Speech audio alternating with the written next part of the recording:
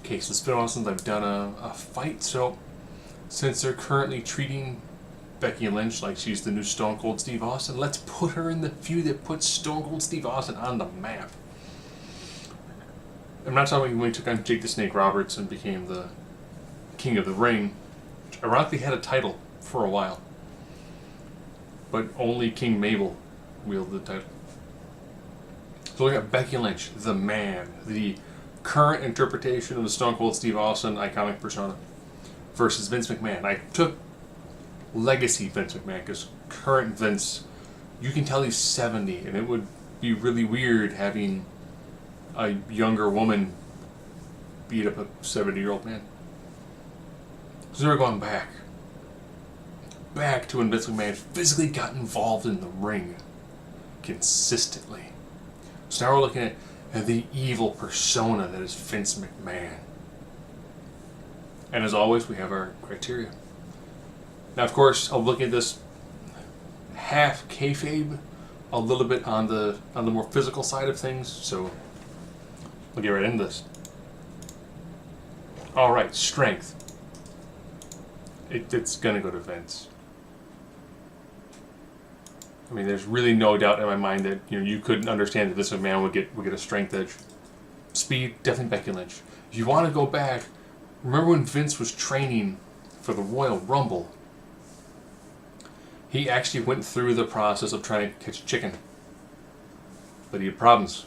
It was cold and chicken didn't move. But Vince was never really known for his level of speed and maneuverability, because he's a relatively jacked individual, and he's never had to use speed. Endurance, I'm going to give the endurance edge also to Vince McMahon. This is probably because when he was in the Rumble, he actually was in the Rumble for a significant length of time. The matches he had with Stone Cold were long for that era, and incredibly brutal, so I'm going to give him the toughness too. If you don't think Vince is a tough individual, one of the things that I will tell you that has happened with him, when he took on Stone Cold Steve Austin, he did get bloody. Go back and watch the St. Valentine's Day cage match, where he flew from the cage through a table.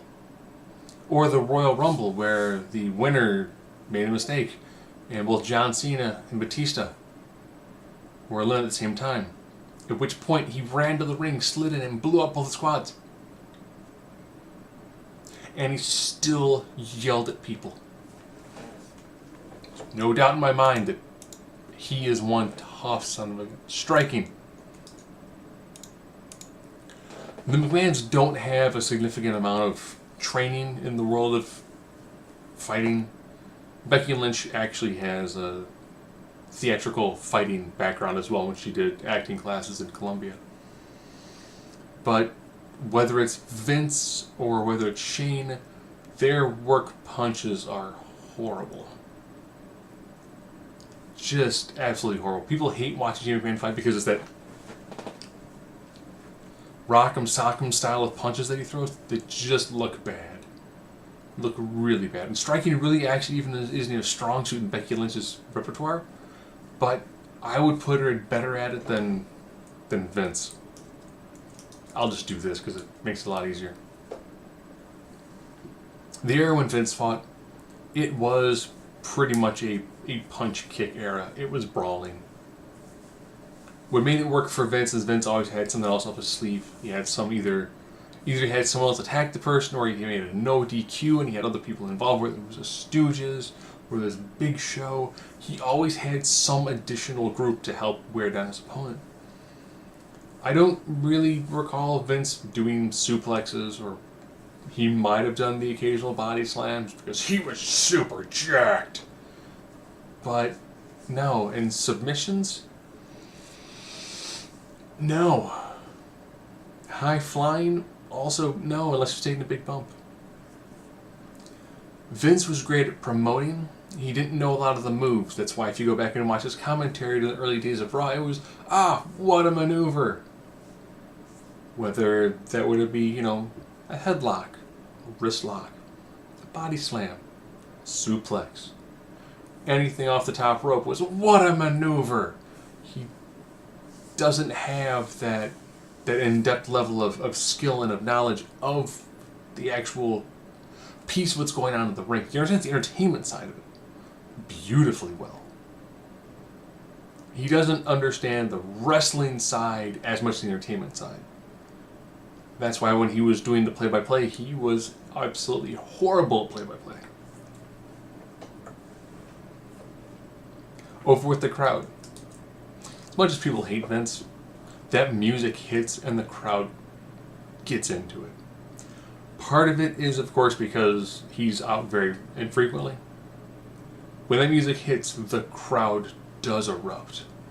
Even now, when people hate the direction of the company, his music hits and he gets a really good response. I think a lot of just because he is the icon of the WWE. You can say The Undertaker is the phenom, but Vince McMahon is the icon. He is WWE. Ring psychology. A lot of this just comes from Vince knows the character. He knows the character insanely well. That's why there's certain things that he does that really play perfectly with the camera, because he knows so much about the camera location and the way the crowd's going to react to him, that he does a really, really good job when it comes to fully syncing everything up with what he's doing. There's that iconic shot where he's beaten and he's bloody, and the camera is pretty much on line with the bottom of the bottom of the ring, and he slowly rises up, like the blood streaming down his face, and it's this slow, methodic, with this really great facial expression and a smile, because he knows the character so incredibly well. And it's not hard for Vince, who is normally at probably 10, 10.5, to go to 11, go to a 12. And he knows what the crowd... He knows how to get the crowd involved really easily. He knows how to irritate the crowd. He knows... That's when he had the promo. You don't know what you like. You like what I tell you to like. And if he says, I want you to cheer this guy, you're going to boo this guy. Because he knows. He knows what it takes to really work a crowd. Any crowd. Becky Lynch is great at working the vast majority of crowds. She's easily the hottest thing going right now. But not every crowd responds to her the way that the E wants from their main event talent. Vince gets that response. For in-ring stuff, from the way he portrays himself, the way he walks down to the ring is a part of the psychology of the character. It's that iconic, like he maybe have a load in his pants, walk down to the ring. That's the character is so well done. Mic work. As good as Vince is with the character, the physical performance part, he's had issues when it's come to the mic work aspect of it. And I think a lot of that's because he spent a lot of time outside of the ring doing commentary, where he made a lot of mistakes. When he gets in the ring, he still makes mistakes. The crowd can throw him off. Becky will play off of the crowd. And I think that's just more having to do with her background, having acting, having the theater background. I think it's just that what Becky Lynch has done prior to and in the intermediary between being a professional wrestler, that's really helped to groom her for the ability to do that aspect of communication very, very well when it's the verbal side of things. I think this man takes it on the non-verbal side. I think Becky Lynch takes it. So, since they're trying to effectively redo a Stone Cold Steve Austin Vince McMahon, just with Becky Lynch as a Stone Cold proxy, Vince lost to Stone Cold. He made it look good. He'd cheat to win. When he lost big. He was well aware of the fact that he could take the heat of his character and transform it to somebody else and make that person absolutely unstoppable roaring fire. And why not give it to the relentless straight fire right there? So if we do the Wayback Machine and do an intergender match, I do think Vince McMahon would do a good job really getting over the brutality that he could do in the ring. But he's entirely well aware of the fact that the money is made in him building up to the feud, being the unstoppable corporate heel, and then being vanquished, so everyone goes home happy.